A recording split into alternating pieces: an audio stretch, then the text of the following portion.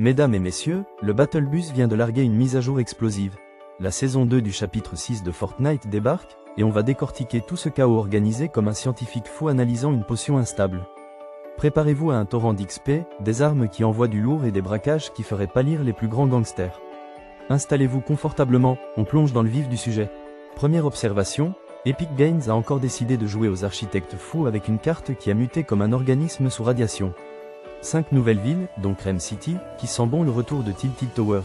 Et donc des tryharders planqués sur les toits avec des snipers. Mais attendez, ce n'est pas tout. Cette saison introduit une mécanique de braquage avec des coffres-forts à piller. Si vous avez toujours rêvé d'être un criminel virtuel en toute impunité, c'est votre moment de gloire. Le pass de combat, un catalogue de skins qui fera fondre les V-Bucks plus vite qu'un fusil à plasma surchauffé. Les joueurs peuvent débloquer des cosmétiques inédits, et il existe déjà des techniques scientifiquement prouvées pour farmer l'XP comme un boss. Spoiler alerte, ça implique des maps créatives, des glitches bien placés et probablement un pacte avec les divinités de l'algorithme Fortnite. Bon, parlons peu, parlons dégâts. Cette saison introduit des armes qui semblent tout droit sorties d'un laboratoire militaire expérimental. Le pistolet titanesque, un monstre en version mythique avec seulement 2 balles. Mais chacune fait plus mal qu'un sniper dans un buisson. Une batte de baseball, parfaite pour les amateurs de « tu passes, tu trépasses ». Probablement l'arme préférée des rageux. Un nouveau sniper, parce que visiblement, on n'en avait pas assez pour se faire one-shot en pleine course. Un laser futuriste, parfait pour ceux qui veulent vaporiser leurs ennemis comme s'il était dans Star Wars. Et enfin, le retour du lance-grenade, parce que c'était pas assez chaotique. Certains s'inquiètent déjà que ça devienne l'équivalent d'un bouton Easy Win.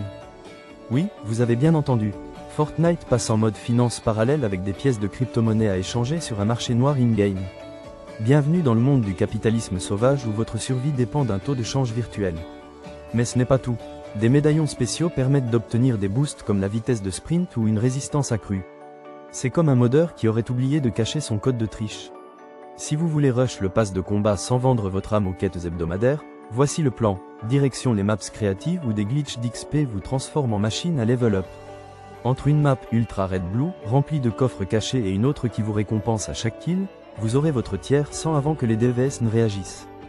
Alors verdict? Entre les nouvelles armes, les braquages et les boosts chelous, cette saison sent la dopamine à plein nez.